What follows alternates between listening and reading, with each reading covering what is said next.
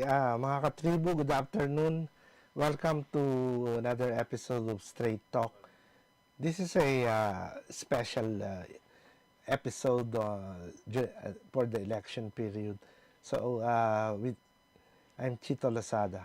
Yeah, good afternoon. I'm Nicholas Price, filling in, and we're live on Daily Tribune's Facebook page, Tribune Now on YouTube, and at Daily Tribune Official on TikTok. So in today's episode, we're bringing you a special coverage of the midterm national elections happening today, 12 May. We'll be talking about the latest developments, reports of voting irregularities, and the impact these issues may have on our democratic process. Yeah, it's been a really busy day, and from faulty machines to reports of faulty machines to voter disenfranchisement, precinct availability issues, we'll break it down for a very informative discussion, mga katribu. So, have there been reports, Nick, about these faulty machines? Yes, I mean, in fact, one of the news items that came out was that the president himself encountered some difficulties with his ballot. I mean, he was a very early voter in Batak, Ilocos Norte, and I believe the machine did not accept his ballot right away, and it had to be fed in. And I think the latest word from Comelec is that some of the machines are experiencing some technical difficulties due to the heat. Yeah. Yeah. So I mean, that should have been taken in. It's, exactly. I guess there are machines that are being made available as a replacement. Yeah, there should be, and I mean, they definitely will have had to test these machines in the field now. And in fact, you know, we've had stories and photos, you know, photo stories from these like testing of machines. But you know, Murphy's Law, anything that can happen will. You can't test every machine. You can't test it at every temperature, at every level of elevation. So I mean, yeah, and it's just kind of interesting that one of the most important, kumbaga, like figures voting ran into some difficulties. How long did it took to? Well, I'm not sure, but I believe it was fixed right away, because if it's just an issue, you know, you put in the ballot, right? No one is supposed to like, no one else is supposed to touch it, right? You know, you're putting in your ballot, and then if it, you know, spits it back out at you, you just kind of have to, I guess, try again, maybe with some assistance from the polling staff. Technicians. Yeah, and that's not all actually. So I don't know if we have the slide, but well, you know, one thing that's very good is that there have been, I believe Comelec has partnered with organizations, Vote Report PH, and they have their own program, Contra Daya. And you can basically call in or text or fill out a Google form and report election violations. So remember, these are not like confirmed irregularities, right? These are just people texting, this is what happened in my precinct. So as you can see, ACM errors, or you know, the automated counting machine errors, make up almost 50% of the reported like alleged reported election violations. This is as of 10:30 a.m. Yeah, as of 10:30. So we don't have the latest. Perhaps we're still waiting for the latest numbers. But so far, I mean, these are the numbers. So kind of interesting that in second place is red tagging, and following that would be non-compliance, but I think election board non-compliance. So you know, from what I understand, the ACM errors cover actually a lot of different potential problems. So for example, in the case of BBM, if that's what happened, and with other pang reports on social media, you know, you put in the thing, it rejects it, maybe you have to put it back in. But I also, you know, heard from a friend, and it's something that I've seen on social media, that they filled out one party list shade. They shaded in for one party list like you're supposed to, and then the machine said they parang overvoted. It said that they voted for two party lists. So I don't get that red tagging. How does it figure that report on election violations? Yeah, How, not how actually. do We'll look into that one. I was focused more on the counting areas, but yeah, 22% of the reports to be red tagging. Hopefully, I mean, you'd imagine that would be kind of in the like watchers the far flung area. Yun nga, eh. they're tagged Would as that be like they're not allowed to vote or something? Or I'm not sure. uh, We'll look into that. Yun, but yun, I think there was a celebrity who said that they shaded the party list or one candidate so hard that there was like a mark on the back, and that and came out in the party list section, so it invalidated their vote for the yeah. party list. So, yun. So, I mean, with here we have it with Khalil Ramos. Uh, well, I voted and used the documents that they gave us. It's not that thin. Yeah, I mean, it should be made of the same material, no? So as long as you It should follow be the made instructions. with the same material. Must have been pressed too hard Yeah, but yun, for parang that to penetrate to the other side. you can test by in the field even, but once the votes are actually out there and being you unleash like 69 million voters upon the Yeah, ballots. I guess there's a lot of room for error. it would And we somehow. definitely, yeah, and we should definitely acknowledge naman that it's not, these aren't, again, these are election incident reports. It doesn't Yeah. mean that there's corruption or anything. It just means that one thing or another parang hindered the Filipinos' ability, to vote. How about disenfranchisement? Are there any reports of voters being disenfranchised? So I have also heard, just anecdotes that that my that a friend of mine was had registered but could not find their name on the list, the precinct finder. Because again, there are some kind of issues with the precinct finder. For example, it may not line up with exactly the name you put in when you registered, lalo na if your name is like Maria, because it could be MAP, MA dot ma, then your name, or just Maria, and this person had to try several times, and they actually had to go bang backwards. They had to look for a photo from when they registered to try and find the precinct number, and I think that also counts as disenfranchisement. Yeah, And but on the other certainly. hand, yeah, the reports we've seen, because we're very active online and on social media, is that it's that the precincts are Did they try going to the prisons itself? yes, they ended up going to the precinct, and I think Did I you believe find? they were able to vote, so their name was on the list. They just couldn't find it on the online Comelec precinct finder. No, so that's important. Yes, Even if you don't find your name on the prison finder, yeah, you can you can, go. yeah, Yun lang. I mean, you might not be sure of your there precinct might be exactly. yeah Yeah, discrepancies between the one online and the one that is being presented in the precincts.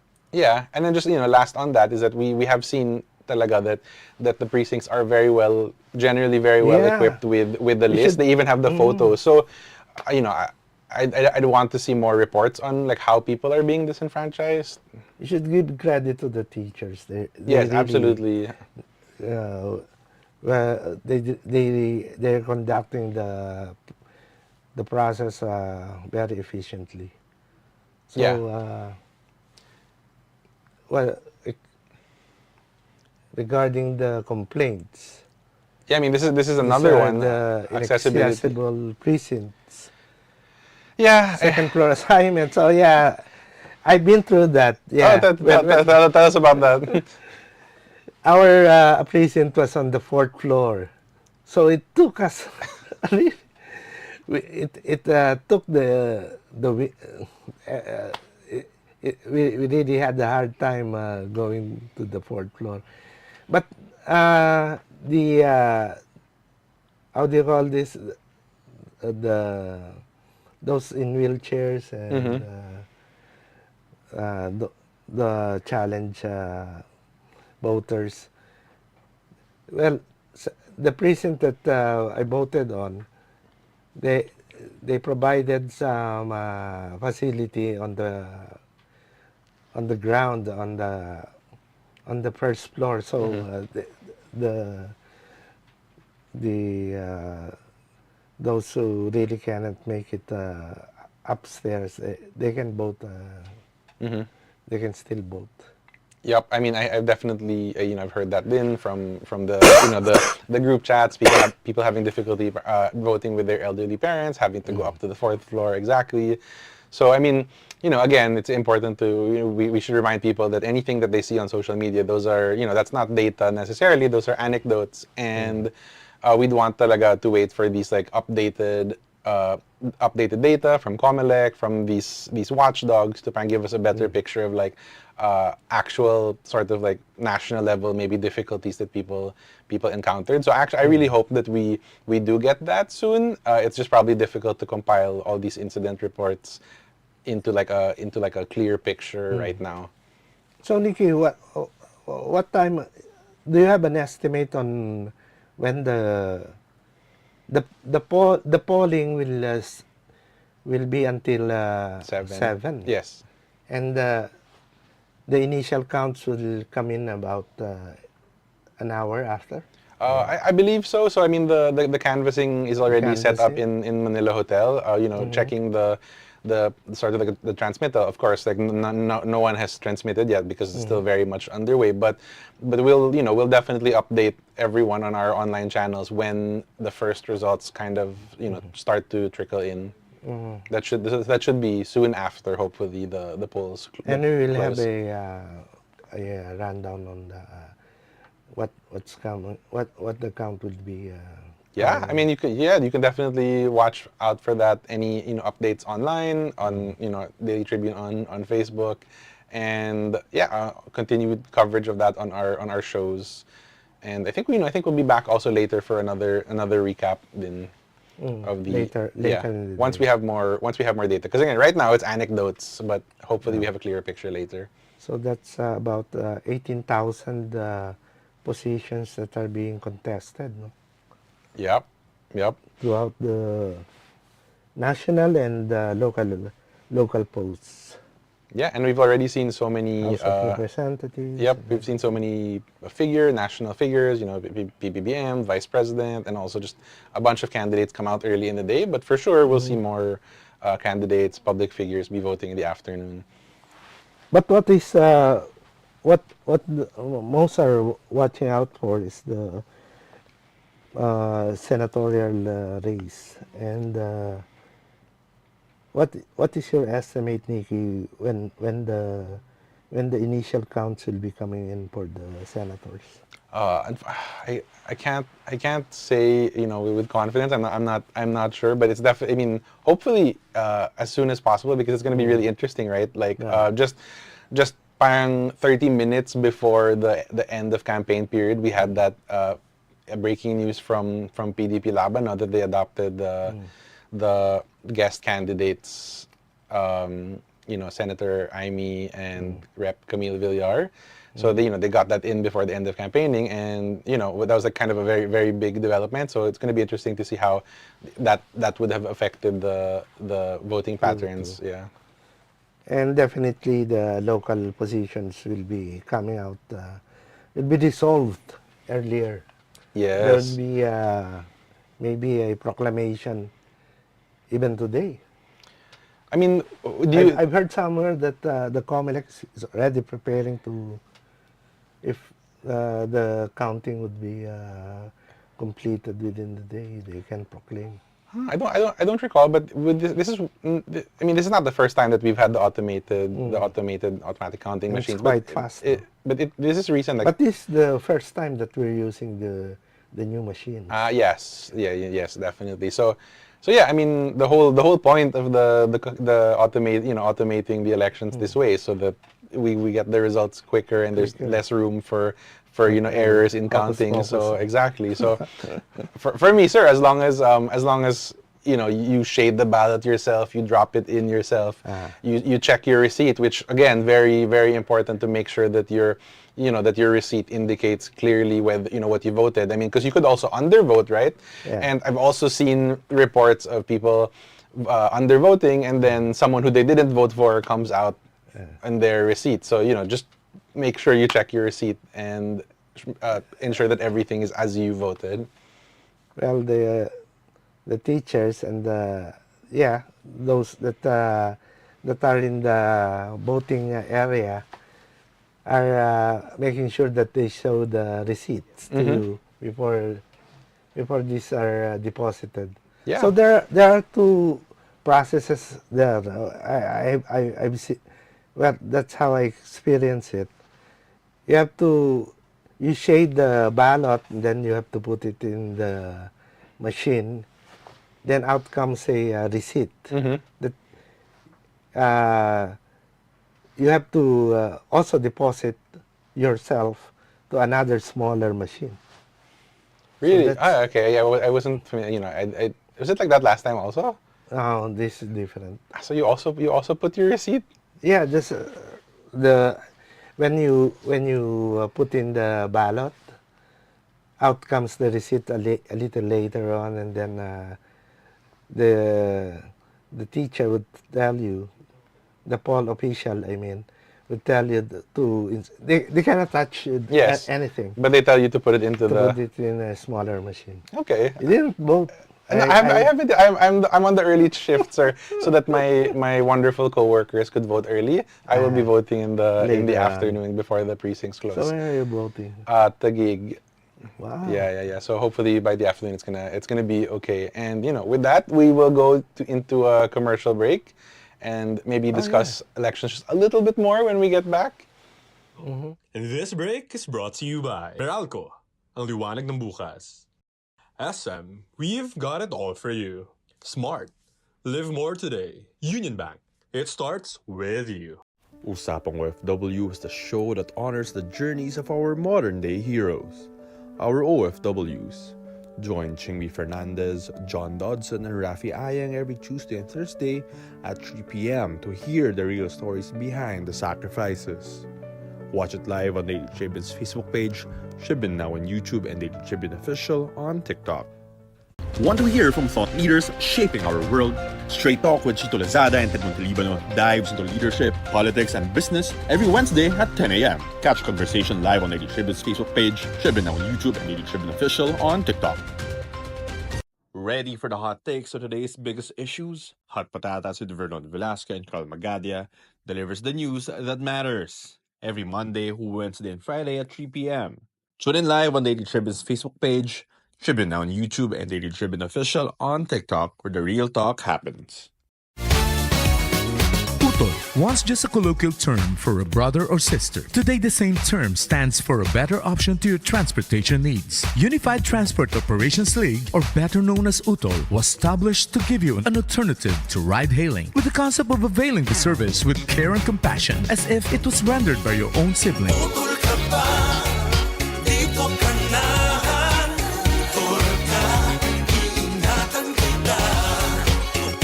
Now, who would you prefer to drive you home?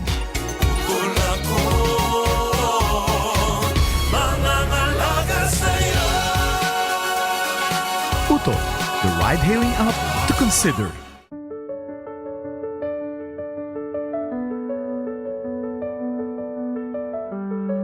I don't have the exact numbers. Hey, welcome back, and we're here on Straight Talk. I'm Nicholas Price, and we're here with Sir Chito Lozada talking about the special coverage of Halalan 2025. And we're now talking about vote buying. Vote buying and red tagging, the very murky, subjective, fiddly aspects of the elections, no?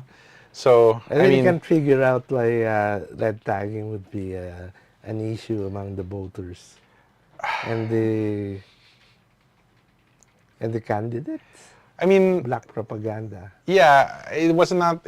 I think defined in the stats that we saw, but it must have something to do with just maybe restricting access or making it difficult for people to vote for certain candidates, or like branding people as communists or terrorists. I can understand that during the campaigns. But Yes. Not during the elections. Yeah. Okay.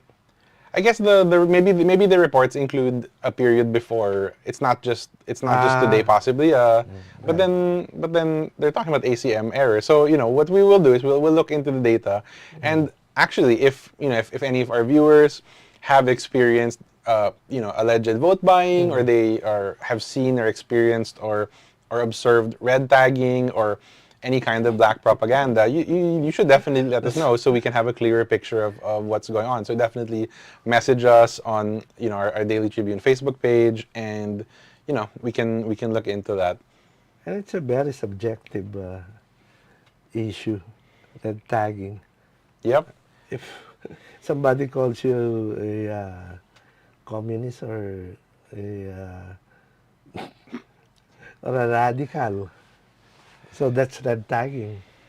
Yeah, I mean, perhaps in that case, you don't want to let anyone know if you voted for certain party lists, because that might make the red tagging more likely. You know how things are here. I mean, on the vote buying, it is incredibly subjective, right? Like our very own Rafi Ayeng in I believe Quezon Province, where he was voting today. He sent in a video that we posted on social media I saw that. of a candidate sponsoring a free halo-halo kiosk outside the voting station, and harap-harapan just right in front of the PNP station. So I mean, what do you think about that? Like, sir, is that vote? That's resourcefulness. It's not technically. It's not vote buying, right? You can't. I mean, but can you call that in? And free halo-halo. Yeah. Of course. At this weather, everybody would be. Yeah, I mean, nice to have a refreshment, but perhaps don't make it too obvious that you're sponsoring. So I don't know. It's really subjective, and these people calling in these incidents can really, it's whatever they want to report. I mean, it's their voice then, just like the voting. It went like 95 degrees Fahrenheit during the before 12 o'clock in the afternoon. Yeah, maybe that's why we've had some malfunctions. Then if Comelec said that it's due to heat, some of the ACMs, and also people losing consciousness. Yes, because of the heat. we had the breaking news kanina of an elderly man in every precinct. But I haven't seen those. I haven't seen anybody with medical training in the prison that I went to. Mm-hmm. And where was that, sir? In Sampaloc. Okay. Maybe I just didn't. I voted that very early in the morning. Mm-hmm. So maybe they're still setting it up. Yep. So about power outages, that will be important during the later part of the day. Yes, and so far haven't seen any reports, and something we also covered is that Meralco was committed to a brownout-free May 12. So that's good for everyone. And so hoping that hopefully that continues, and we'll be monitoring for updates there. Yeah, when during our interview with Joe Saldarriaga, he said that Meralco is doing all it can to ensure that the day will pass without any outages. Yeah, and I mean across the Philippines, wherever they are, that's we definitely hope that that's the case, and thanks to Manong Joe and Meralco for making that happen. To the point of they can bring in generators. That's one of their options. That would be great. I mean, imagine just the whole precinct being disenfranchised because of a power outage. But the machines themselves can go without electricity. Okay. For a certain period, like 30 minutes or. Okay, I mean that it sounds like they've really built in redundancies, fail-safe talaga, so that it really goes smoothly, and that's what we really want to see from again the adoption of these ACMs, because it's not it hasn't been easy, right? And it hasn't been it hasn't been parang seamless. There's been some bumps naman, but with the ballot printing and the ACMs, parang they made it happen. So credit din to Comelec for being 100% ready in their own words before the elections. And I want to always credit the teachers. Yeah, They're- we cannot emphasize enough talaga that how hard they have worked and how hard Ah. they will be working throughout the day to make sure Throughout the that day, yeah. yeah. They started at around 3 a.m. and they will Grabe. be there until about until the counting is done. So that's about 9 or 10 in the evening. Mm-hmm. Yeah, I mean, and we talked about how these are kind of incidents are kind of anecdotal. So, how do you think that if you're browsing social media and you see reports of this, would these irregularities, alleged irregularities, affect maybe your trust in the elections, or do you think the wider public's trust could be affected by reading about this disenfranchisement or ACM error? Of course, there will be some effect on the trust of the public on the whole process. If that's, but overall, the conduct of the election is not, Mm-hmm. it's not that bad. Yeah, I mean, as media, right? How do we can, of course, report on these incidents, but we also kind of report the other side where largely it seems to have been peaceful. We've had some incidents in Abra. Someone allegedly fired a rifle at the precinct and scattered everyone. So that could also be a form of like intimidation or disenfranchisement, no? But as media, right, we have we're also showing that these could be these are probably isolated, and we're taking the time to form the bigger picture. Then, no? Abra is particularly notorious for violence, election violence. Yeah. So what I don't think that the machines should be the clincher in these elections. We would know how they performed later in the day. Yep. I mean, again, like as media, what we really want is to have the data of like how many machines malfunctioned, if they were able to get in replacements. We'll also be looking at trying to get as soon as possible actual reports from government sources on election violence, etc. And the backup features of the machines. So far they're doing good. Yeah. I don't think there were suggestions previously that we may have some. It's a new machine, so we were used with the old one, so it's doing good right now. Yep. I mean, looking okay so far. Definitely some incidents, and then if you again, Tribu, if you have anything to report, you can definitely send it to us through our social media channels. Hopefully, you already follow us especially if you're watching this. And ayun, sir. So thanks for that. And one of the proof that the machines are performing well is that 100% of the voting precincts were able to open during the day, the start of the day, the voting. Yeah, that's incredible. Credit then, 100%. credit to Comlec and again the teachers who've been working tirelessly. They're crucial to that, to the precincts opening on time and staying operational. So thank you to the teachers and good job, Comlec. Good job. So that's all the time we have for today's episode, mga Tribu. A big thank you to everyone who tuned in as we tackle the critical issues and irregularities reported. There's not much during today's midterm national elections. Yeah, I mean from these isolated reports of glitches to like any possibility of voter disenfranchisement, we hope we've shed light on the importance of vigilance and accountability in our electoral process, and again, drawn attention then to the teachers and everything who have been working to make sure that the elections run smoothly, and also police, everyone involved. If I'm somebody who can provide the teachers, I'll give them bonuses for what we did today. And thank you to all of you for joining us. If you missed any part of today's show, you can catch the replay on Daily Tribune's Facebook page and Tribune Now on YouTube. Yep, and be sure to catch Usapang OFW tomorrow at 3 p.m. with hosts Chingy Fernandez, John Dodson, and Rafi Ayeng.